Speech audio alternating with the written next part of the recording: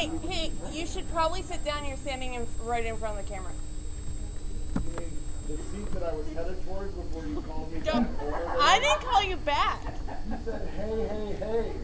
That has, unless you're on Fat L, we gotta stop. Don't. I didn't call you back. You're lying. You said, hey. That has, unless you're on Fat L, Don't. I didn't call you back. You're lying. You said, hey. That has, unless you're on Fat L. Don't. I didn't call you back. You're lying.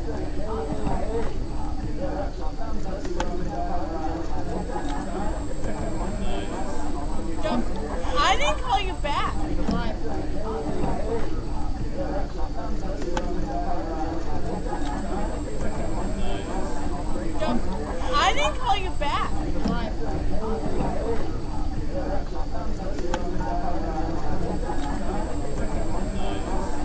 Don't. I didn't call you back. You're lying.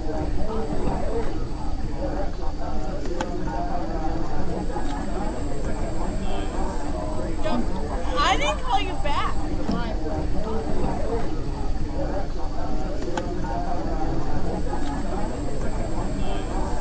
Don't. I didn't call you back. You're lying. Don't. I didn't call you. I didn't call you back. You're lying.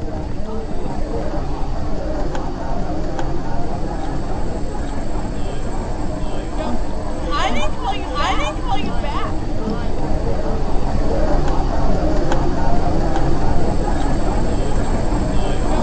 I didn't call you back. I didn't call you. I didn't call you. I didn't call you back.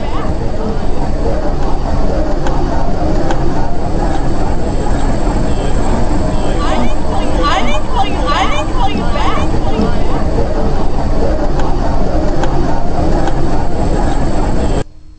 Sounds good. Button. Hey, I'm Button. For sports-wise, I did competitive swimming throughout junior high and part of high school. I can't be as competitive. So, depends on how you play. Maybe against my brothers. Okay, how about that? Favorite anime? I can't pick one. So, I love Moto Matchup and Ruby. Alright. And Chris, do you have any athletic experience? I actually have no athletic experience. I don't know why all these people. I played for the Vikings for 8 years. Played baseball and soccer growing up. Played them both in high school. Started playing football in high school. Later went on to college, and then obviously the NFL. I've done a whole lot of other athletic things too. I enjoyed fencing in college. That was a lot of fun. I did 4 years of Aikido, so that was cool. And my favorite anime, current anime, is probably a tie between The Promised Neverland and My Hero Academia. Those are both fantastic. Of all time, probably a tie between Trigun and Cowboy Bebop. I think those are the classics. So. Solid. All right. So this is kind of all about an exploration of the pressure that you face in competitive athletics, and then kind of comparing that. We are at an anime convention with anime, both as a release from some of those pressures, and to kind of question, does sports anime or other anime about competitive things, does it get it right? Does it get it wrong? Can it be good medicine? So I think we're going to start off by talking about what are some of the most difficult experiences you've had in athletics or other competitions, times when you thought maybe you were going to quit, or when someone around you did quit, something like that, and kind of what that did to you and that kind of thing. Did anybody have a good story? I mean, I can start. Yeah. So first week in high school, it's before high school even started. In high school football, it's called Hell Week, where it's basically 2 practices a day, and you do a lot of running, and then you do a lot more running, and then you do bear crawls. And so it's essentially designed to weed out people who don't want to be on the field, and the coaches will deliberately push you past what you think you're capable of. Now, if you're a coach, please bear in mind that you're not supposed to kill your athletes. Like, that's bad coaching, so don't do that. But yeah, it is supposed to be very strenuous, both physically and mentally. And I remember after my first 2-a-day in Hell Week, like, I woke up the next morning and my body was so sore. Like, I did not think I could walk, but it's like, got another practice this morning. I have to go out if I want to be on the team. And so you work through it, and you find a way to figure out, okay, Yeah, it hurts, but I'm moving. Okay, I'm still moving. Okay, I can get through this. I can do it. Excellent. Yeah, anybody else got one? Yeah. Let's go down the line. Why not? Let's just go down the line. It's fine. I guess for swimming, a lot of what we did, me specifically, I was a distance swimmer. And once they find out that you can do distance swimming, they like to push to see how far you can go with that. And then it gets to the point where, you know, the next day you're in high school, you still have to carry your books and all that other crap, and you just want to lay down and not get back up. But yeah, usually about the first month, if you didn't keep up with your swimming after summer, you were in for a bad time.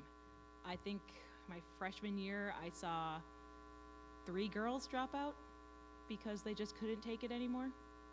Distance swimming. It's fun.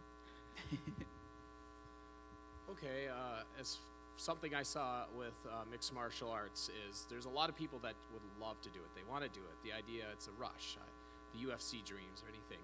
And you start off with a lot of training, hitting the bag, going through just motions and everything. A lot of people get into it with not enough training. And it's that first time that they actually spar and they get their bell rung or they get slammed really hard for the first time and they've never experienced that. Usually, I've seen a lot of people after that level of practice, when they get that first time that they get knocked down and they have to be taken to the side to reconstitute themselves. Majority said, this isn't for me. You know, it's just, it's a very smart choice. It's a very smart choice. I would actually recommend if you want to do that, don't.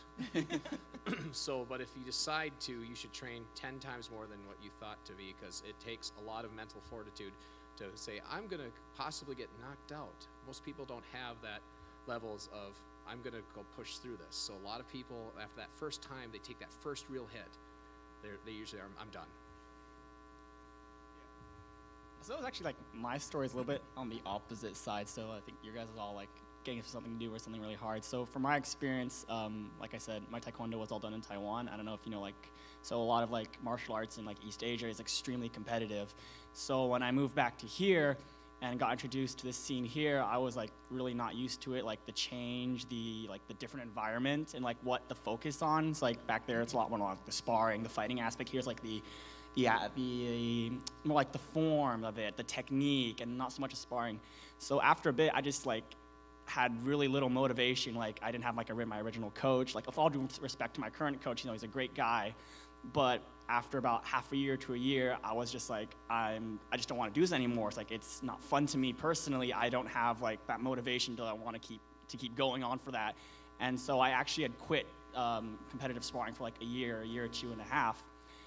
But I still kept practicing, thank God. And my coach, I kept doing that until like this past like month or so when nationals were coming up, and my coach was like, "Yo, nationals this year is held in Minnesota. Do you want to swing back at this?" And like he just kept talking about, like, literally took like 2 weeks to convince me to finally go and qualify for it. And a lot of it is just like, if you don't have like that sort of motivation, the big challenge is finding that back. That's what I had to do. And so a lot of it is like self-discipline at that point. If nothing else is going to stimulate you, you have to find something to stimulate yourself at that point. And that's just kind of, I have to have my coach here to thank for that. And so, yeah, that's like my story, I suppose, Yeah, for no, that's quitting great. and coming back. That's great, and yeah, and that's kind of where I want to turn is when you are having trouble, especially with the motivation and with the more mental aspect of it. You know, what are some ways that you find that are helpful for you that you need to keep yourself in the game? Buttons? I can answer that. I guess for me, I mean, I did end up quitting swimming in my sophomore year.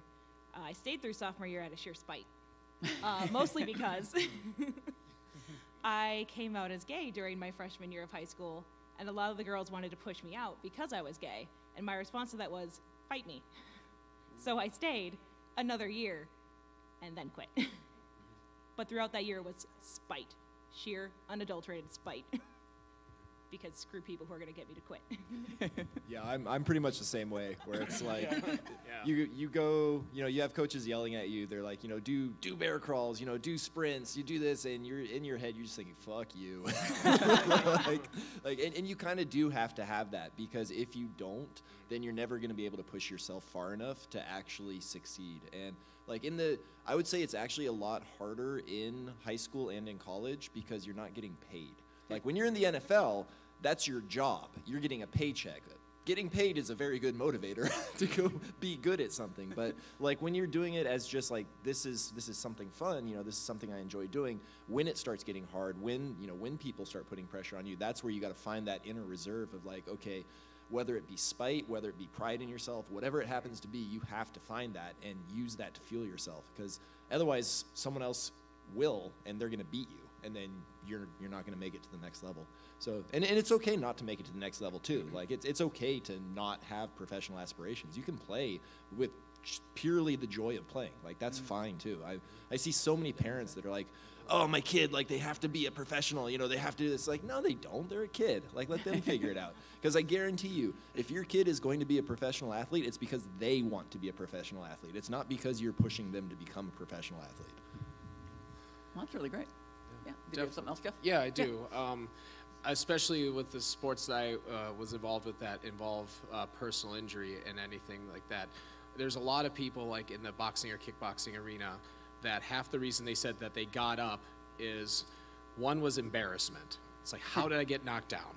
I don't want to embarrass my coach. I don't want to embarrass myself, and a lot of it is they push through it because they've trained themselves so much that it became subconscious. So they work so hard that getting knocked down, they've subconsciously trained their motivations like, no, I have less than 10 to get up, I will get up and I will be fine.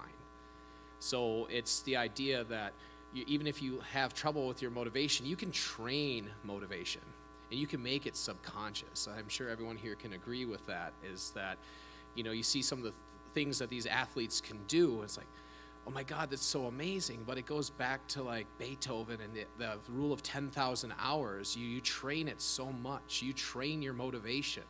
You train it so it's a part of your routine, your daily existence. So when you get knocked down on the mat and it's like, oh geez, you have that moment. It's like, you say afterwards, I got up because I was embarrassed, but it came down to is that you were so trained because in the moment, that's all you knew how to do was get back up.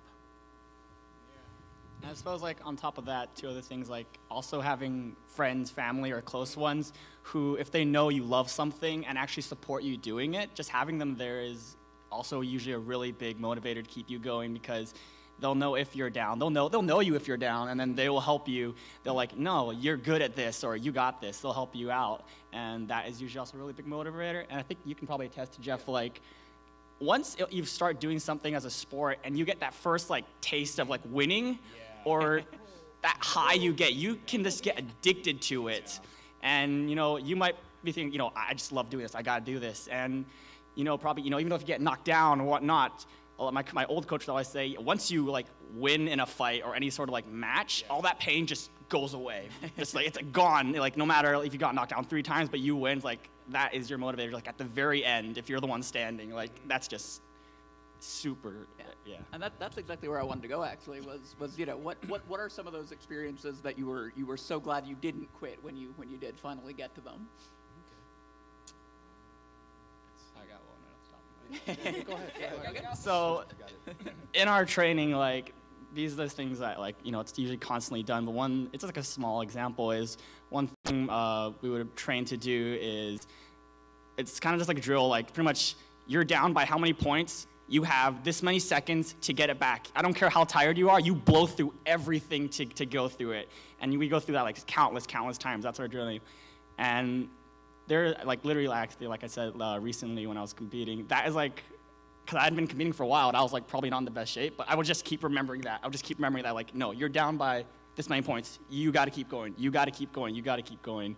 And, yeah, that would be, like, a story that's when you're training, like you said, it just kicks in at that point. Actually, continuing on with that, with MMA, they always forced, it's like, hey, you're in your level, you're training 3-minute rounds. Everything is a 3-minute round, and they trained it to the round. And then when you're coming up prepping for fight week, usually what some gyms would do is, all right, here's what you're going to do. You will be grappling this entire time, or you will be sparring this whole time. But every minute we're going to rotate in someone fresh. And we're going to just keep going until you can't go. And the people outside will get their training in too, usually it's like, hey, we're not as experienced, but we're going against the ringer. But we go through, and then it's like, hey, I get to fight him every couple minutes, and then they're doing other routines. So you're bringing someone fresh over and over again. So it teaches the idea that we always said is, because of your training, you always assume you're fighting someone, or you're going against someone who's in better shape than you, who is better at it than you, who has more experience than you, beats you on reach, beats you in all the skill sets. But what you're going to win on is that you don't give up, and you're going to outlast them.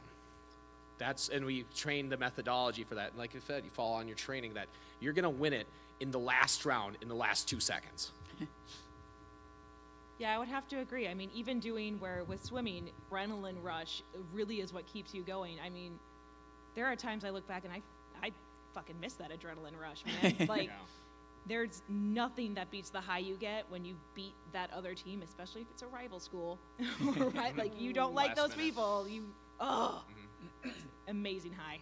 Yeah, I would say for me, in terms of like training, there's not a lot of immediate feedback in terms of like, oh yay, like I'm super glad I did that training because practice sucks. Like, it's terrible. No one likes doing practice.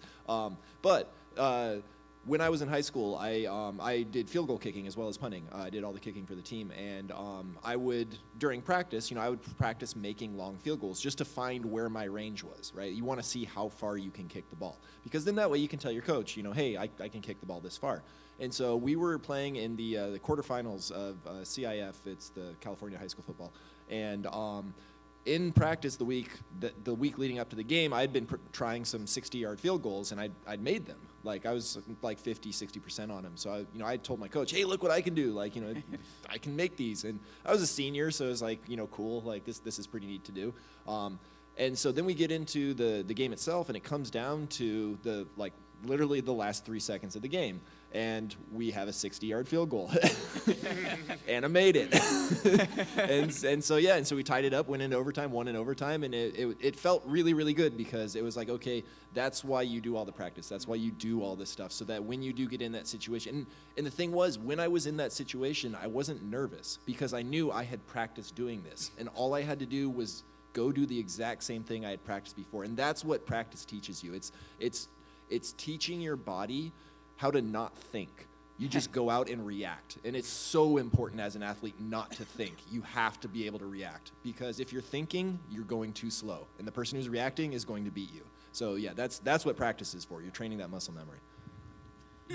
The zone is amazing for Guitar Hero and rhythm games. Yes. Oh, yeah. Especially when you're playing on expert. You gotta be in the zone. All right. So we've talked a lot about that great feeling when you pull it off. So is it all about winning? Have you ever felt good when you've lost?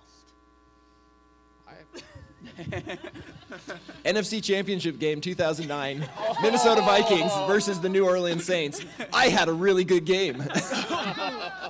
I was happy with my performance. Outcome not so good.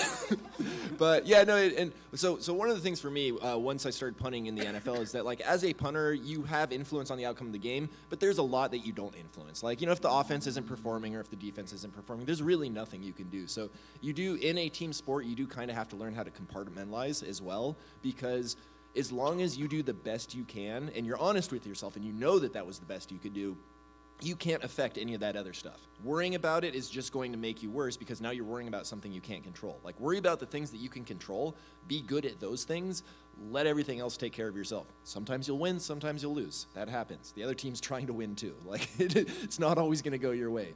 The only thing you can control is how well you do, and that's entirely on you.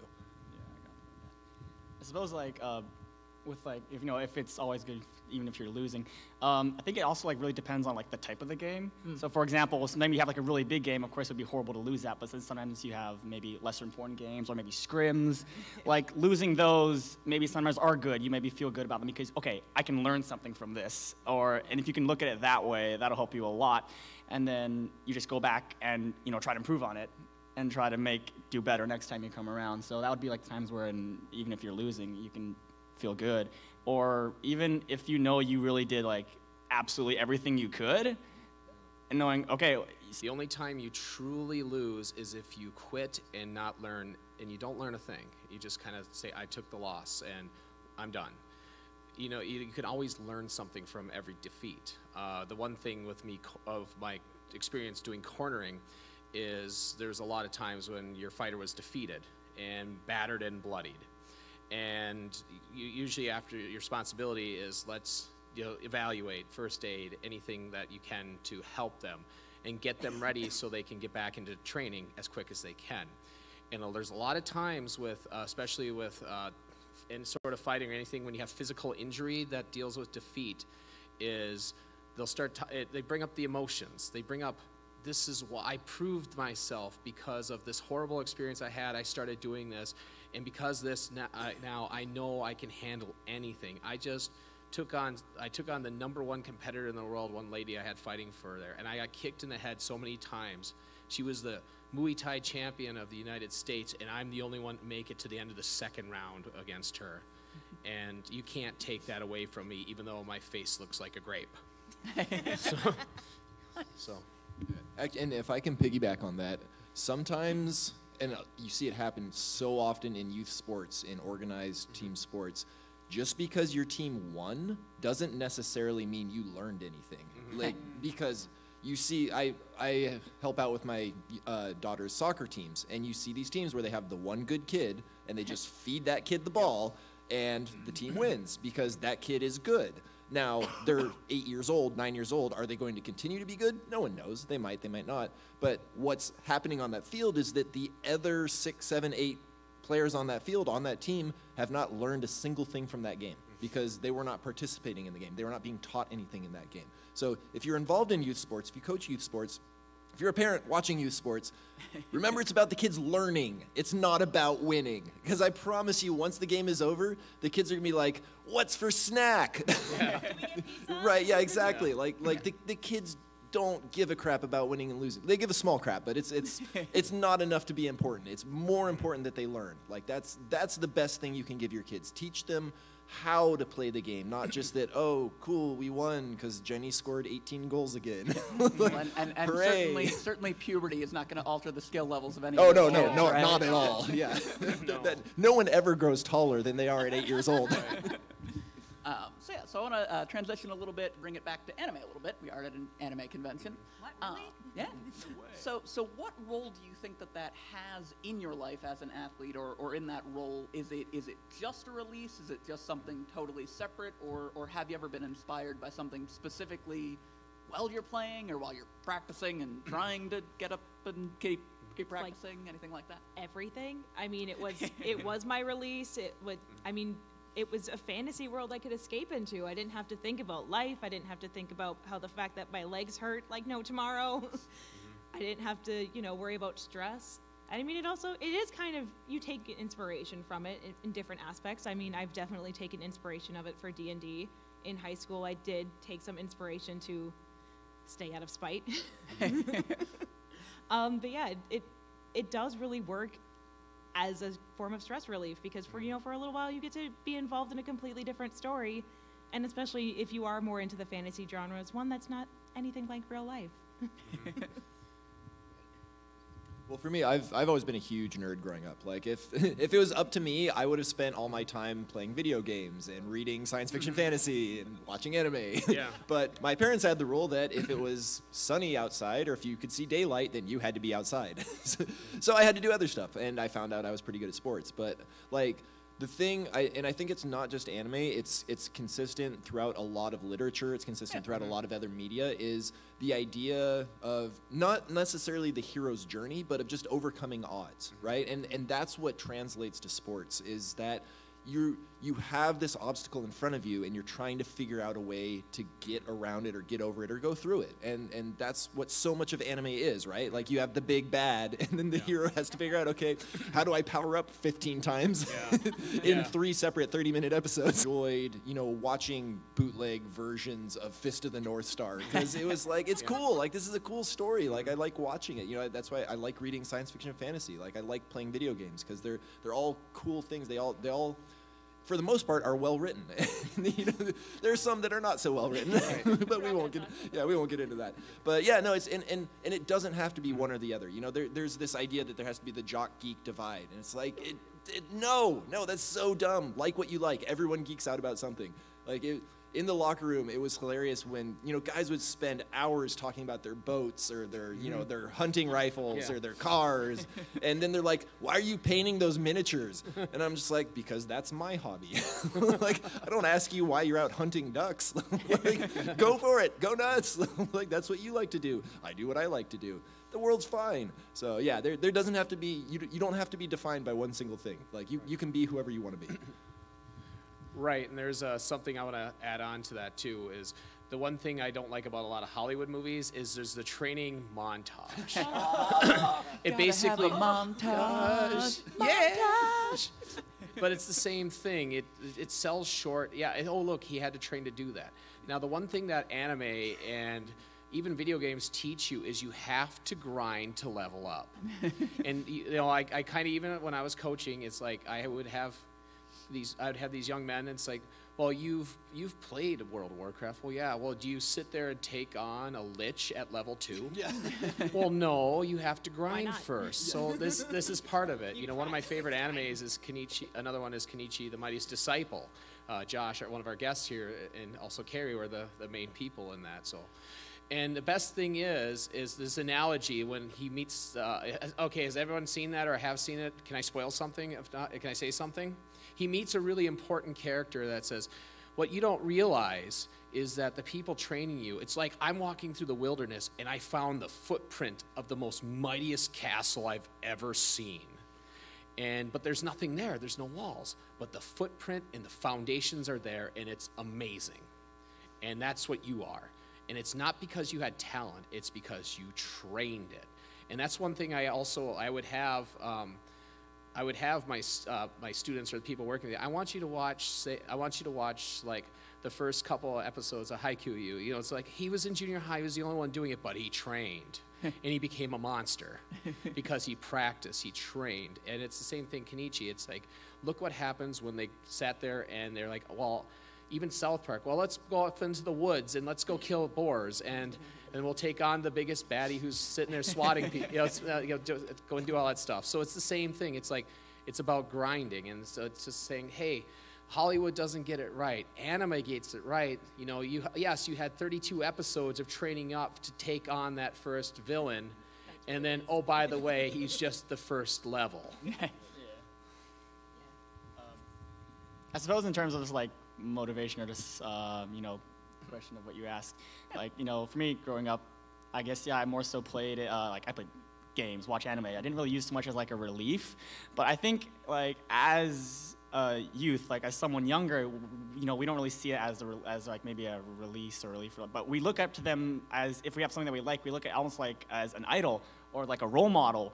So, you know, if you have maybe an anime that has something that you really enjoy, whether it's a sports anime or maybe some sort of like fighting anime, for example, like take Naruto, for instance, you see like, if you do like martial arts with someone, you go look at Rock Lee doing some cool move or whatnot, you're like, I want to try that. I don't know how it's going to go, but I want to try this, Please you don't know? try that at home. They don't say, please do not do this at home in anime. This ain't Mythbusters. I did not wear a Rock Lee earring in my left ear for like 4 years. That's not a thing that happened. Yeah, exactly. And like, so you can see that as almost like a motivator for most things. And, you know, even including with like other sports anime. I don't know if Free like was a big thing for you or not when you grew up, not sure, but if that like influenced you in any way. Are people who do have specialized swimming strokes. I mean, I can't do butterfly to sea. I think had it come out when I was in high school, I feel like that probably would have been one that I would have watched and would have maybe inspired me to keep going despite all the crap, but I guess we'll never know. Yeah. So that's what that like wraps. Like I personally just looked at it as like sort of like role models or things I looked up to and maybe wanted to try and Yeah. take a relief. Okay. And we're getting into it a little bit already of what's the kind of the good and the bad of whether anime gets it right or other media gets it right. And I'm willing to, I think at this point, open up to the audience a little bit more too. If you have specific examples you're thinking of, things you've seen, and you want to ask these people too, throw a hand up and we'll open this Oh, up. wow, You someone's guys already have on it. anything to All say? right. Just right on top of it. All right.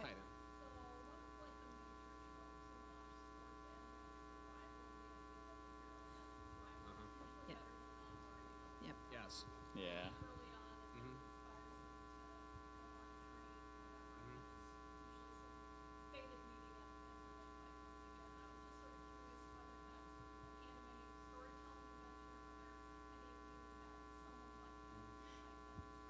Yeah, so for the internet, the question was about rivalries and if that is accurate or a little over the top.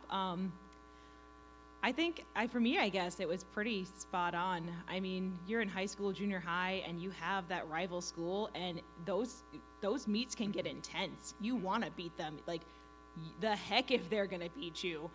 You will not have that. And I guess, yeah, I mean, for me, it was definitely on point. Like, you see that you're coming up against them, and you're like, I'm going to train harder. I'm going to beat them. They're not going to beat my times. And, like, you can almost see the sparks flying through eyes. High school's intense, man. We're all emotional. Yeah.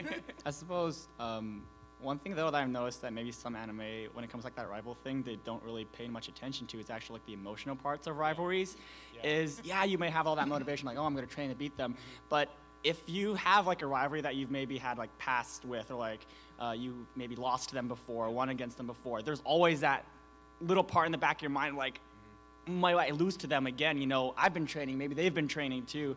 I'm not sure if like anime is probably, it doesn't, like, yeah, they, like you said, they focus a lot on like, oh, the training part, but I'm not quite sure if they get that right with like the whole mental part of it that comes into play. No. Yeah, it's the same thing. I had a person fought the same person 5 times, and it went back and forth. The other person on the other team, they won 3 versus 2. And towards, you have the rivalry, and they run it. Oh, I'm going to have fight so and so again. Yeah, I'm going to beat him this time. Oh, you won this time.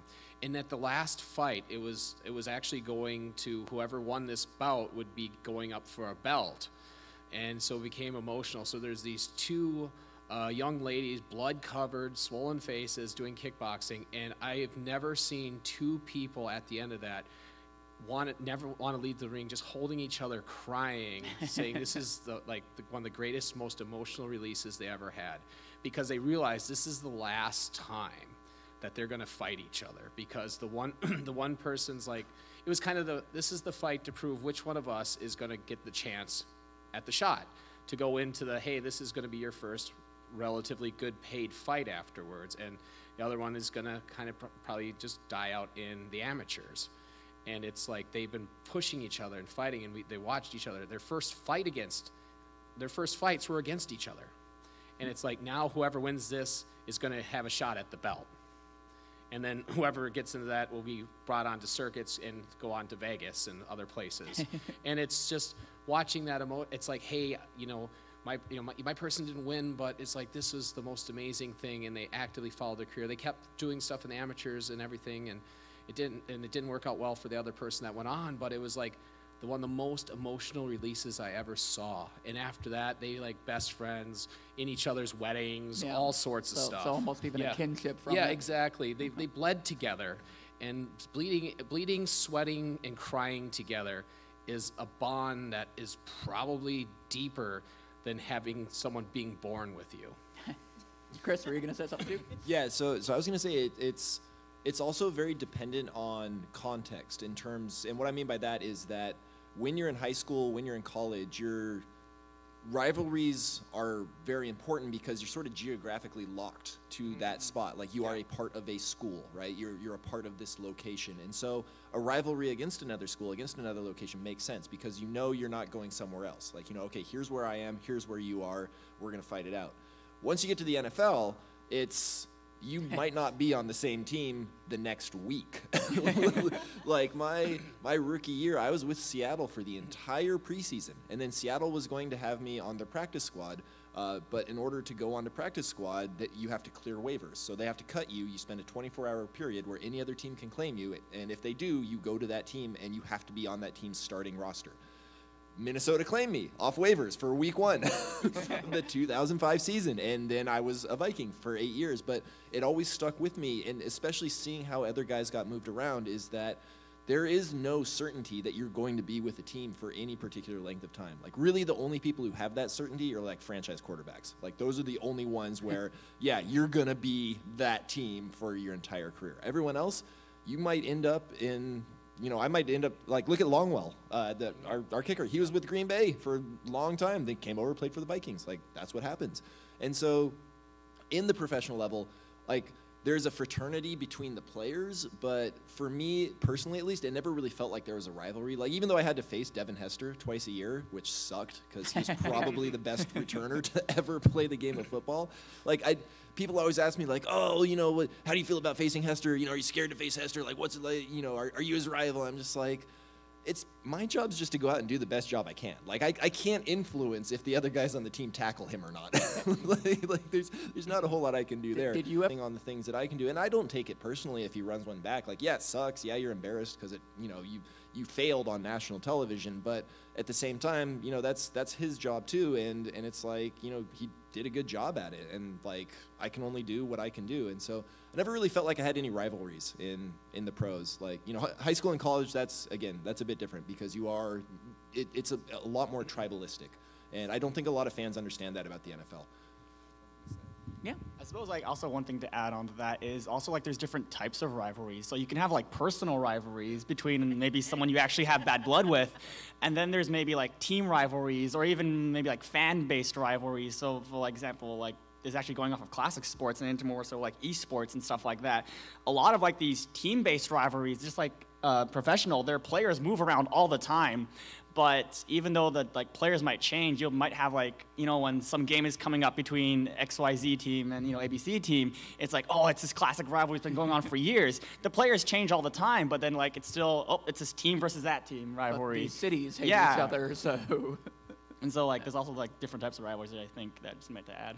Yeah. TSM versus LG. So yeah, so I'm kind of, yeah, see a hand up here.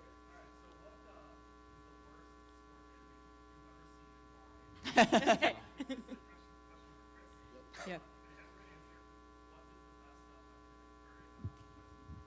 What's the what? Saber. Okay, so we'll say both questions so the internet can hear. So first question, is that for everybody? The first question? Yeah, okay. I just want to make sure. Okay, is what is the worst sports anime we've ever seen and why? And the second one is specifically for Chloe with the right answer of what is the best weapon for fencing. So I think we'll let Chris answer first. The correct answer for what is the best weapon in fencing is the epee, because fuck right of way. No! Saber! Fuck right of way. Get that shit out of here. If I stab you, you're dead. That is true, but...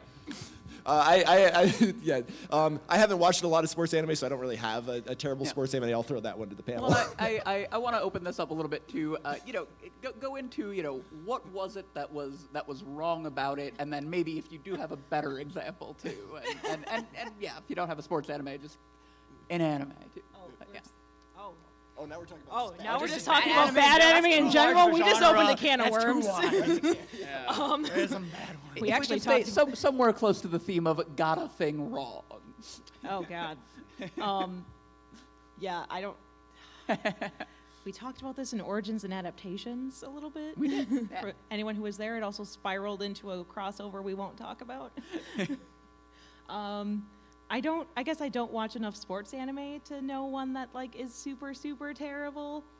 If we're just talking bad anime in general, Inuyasha's all filler and it sucked.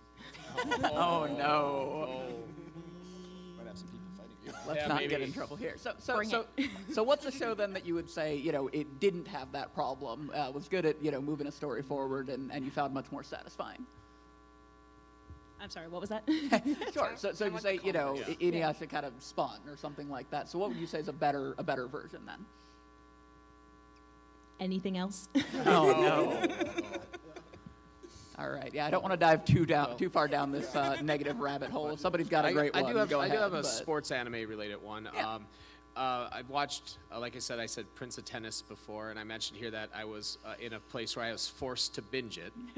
And so what ends up happening is like, this senior has a special move. And you're like, no, that's just hitting a backhand.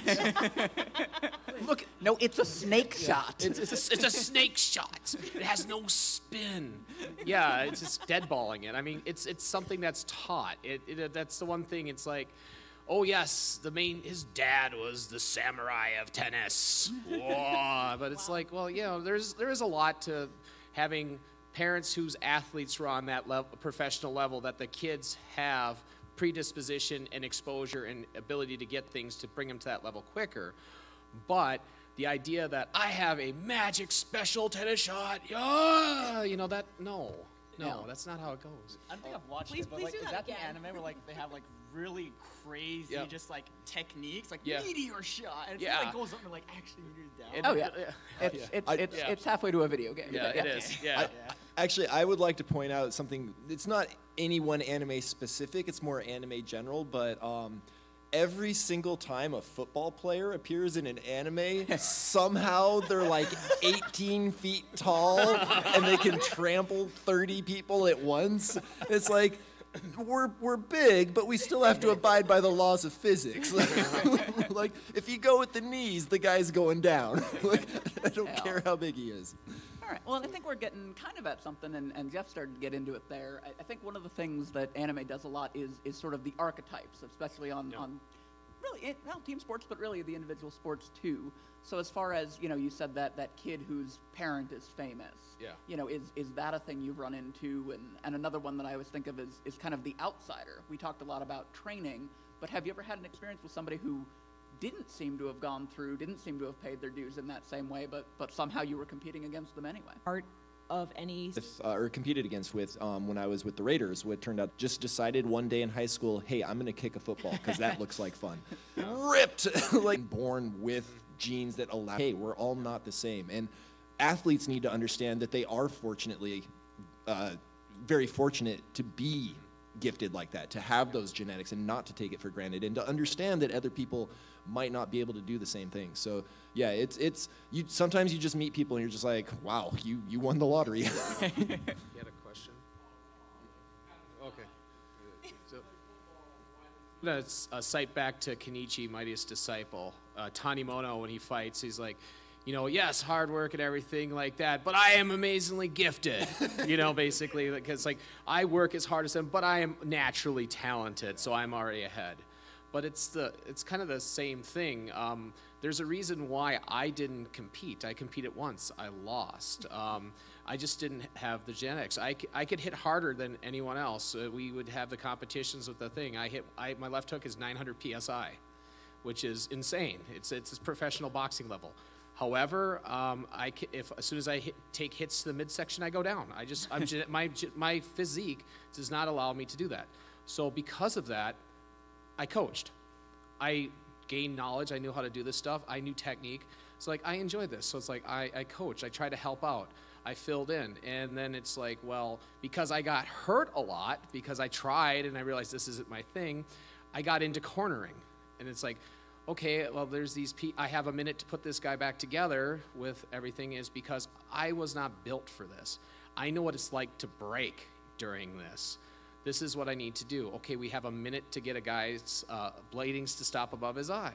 I mean, this is kind of gross stuff to talk about. It's like, but at the level of professionalism, they said, yeah, do it. So you do what you can. And I've had it happen to me. I just, you understand the science behind it. When you actually aren't built for it and you've been hurt by this stuff, you kind of understand what you need to do to keep the person you're coaching and training or cornering for going. Yeah. All right.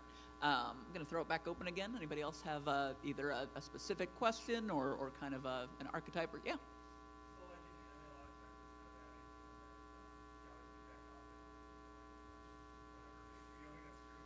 Well, my question was, theoretically, if that's true in anime, do you think that sort of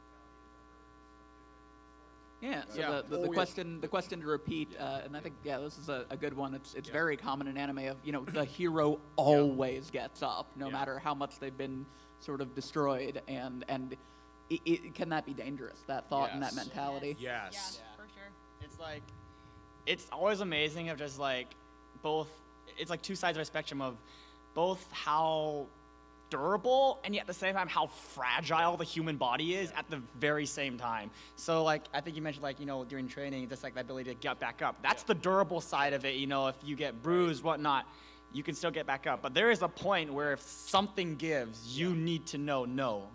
Yeah, and it's the same thing. I've seen a lot of hopeful athletes, they'd get into a match and they would really get hit. They'd really get hurt.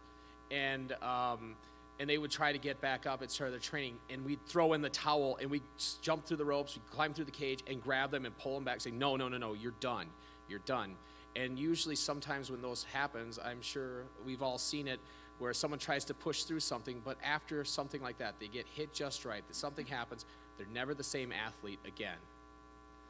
Something happens, whether it's mentally or physically, that, that hero mentality, and sometimes there is a hit that's too hard, that either breaks you one way or another. You have that last hit, and it's like, no, I'm done, or I can't. Yeah. So, Chris? I played professional football, so I have no idea what you guys are talking about. I never saw anyone get hurt.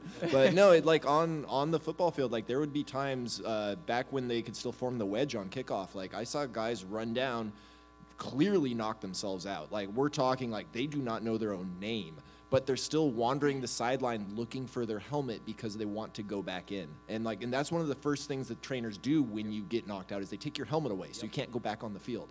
Because as an athlete, especially as a professional athlete, you have to be very, very good at lying to yourself, because you have to convince yourself, I can do it. I can get back up. I can keep going.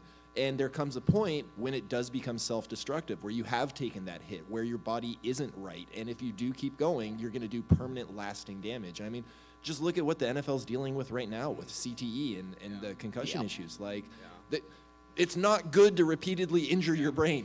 Right. Shocker. Yeah. Sorry. Like, you shouldn't do that. But, because we don't think about the long-term consequences. We think about the winning. We think about the...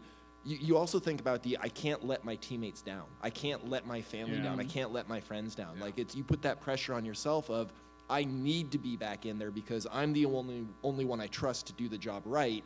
So I have to be out there no matter how much it costs. And that comes at a price. And a lot of times it can be a really high price. Yeah, but you do feel that it's that. I guess it is that question too. When you're having a bad day, either physically or mentally, whatever reason, is that what you go to? Is that I have to perform for my teammates? Yeah, that is a big part of it. Like you are playing for your teammates as much as you are for yourself, because the thing is, they're doing the same. Like that. I'll never forget when Brett Favre played for us. He was, say what you want about the guy, but like he was one of the best competitors and teammates I've ever played with, because you knew every time he stepped out on the field, he was giving you everything he had. Like he was not leaving anything out there. And it drove you as one of his teammates not to let him down, because Brett's 43 freaking years old. like if he can do that, what's my excuse? And it really is like you don't want to let those guys down, and it feels bad when you do, because you've all worked hard, that you've put other people in a tough position, and you don't want to do it again, and so you hopefully don't do it again, because if you do it too many times, you get fired. So, all right. So we're a little bit past time. Obviously, we did start a little late, but I do think I'm going to start winding this down. So maybe just one last time through, and give me a moment of triumph. That's a really hard question. Sorry. 60-yard field goal in the CIF quarterfinals. I thought that one was pretty good. Quick aside, one thing I don't think anime, because I didn't get a chance to go on this, one thing I don't think anime gets right when it comes to sports stuff, especially professional sports stuff, they do not show how fast it is. Like, you have no idea how fast it is until you are out on the field or in the ring. Like, you have no idea, I promise you. That's a really great point. And, I love that. I talked about how sexy that is in a panel earlier today of, you slow it way down because that's the way it seems fast. But, yeah. I don't know. I think my entire year of spite was just triumph for me. I mean, when I first walked into that locker room sophomore year and the looks on all their faces of like, oh, you're back? And I'm like, yeah, I am. Gonna swim that 300 free. See ya. So spite for the win. Spite is always for the win. Mine is a story of a kid who should have never stepped in a ring. He's the one, I'm a tough kid, I'm going to try an amateur fight. And I got my 2 buddies to corner me. And the buddies left after the fight. The kid was trounced. There's no else to put this. He was beat up pretty bad. And his friends said, well, we're going to watch the fights. Here's the ice pack. And so my team my guy was the next one and just got done. And he's sitting back there with his girlfriend. And I'm like, dude, do you have insurance? Let's go get you to the doctor. Do you have insurance? No. Once again, doesn't have a reason to be fighting. And my personal triumph was sitting there with the EMT, helping put this kid back together, and talking him through, and saying, well, okay, there's no losing unless you don't learn. And this is where we really reinforce this, is talking to this young man, 18 years old, fresh out of high school. It's like, did you like doing this? Well, no, but do you want to still do this? And he actually came up with, well, there was something about it, like they call the eye of the tiger moment. All of a sudden you're in there, and it's before that first one, that first solid hit. He's basically like, I could see myself doing this again. It's like, all right, we got you put together. Let's please don't ever do this again. However, having that moment of, like I call it a coach or dad moment, where it's like, let me tell you, this is where you need to begin. Learn from this, learn how dangerous this is, and now you're going to go forward. You're going to give yourself 5 to 6 years of hardcore training. If you're going to ever be dumb enough to step into this ring again, you're going to do this so that way you will have a better chance of not getting hurt. And that was my triumph, is helping someone who wasn't even on my team, wasn't even part of my thing, but he was just abandoned in the back room, and his girlfriend was concerned, and it's like, well, time to step up. So yeah, that's awesome. I suppose I have like 2. Of course, one of them is coming back after 2 years of not competing professionally and qualifying for nationals this year. That was a really big one recently. And another one is, it's more so esports related, is actually just like putting together a team of really good friends, some of them who are actually here today, and just going off to a LAN tournament somewhere, and there were some other good teams out there, and it was a 1 game at a time, 1 game at a day. Like, there were some pretty bad delays that day, and some of the teams were pretty good, but it was like just fighting through each of them, and we were behind a lot of those, but just like a lot of them, it was just like coming back together each time. It's like, no, we got this. We got this, and just keep going, and that was like, we took second at the end of the day, which was, wasn't great, but I had a hell of a fun time, and that was like great for me. All right. Well, thank you all. Thank you for my wonderful panel, and thank you for coming out here. Thank you for whoever's on the internet watching. Have a great Anime Detour.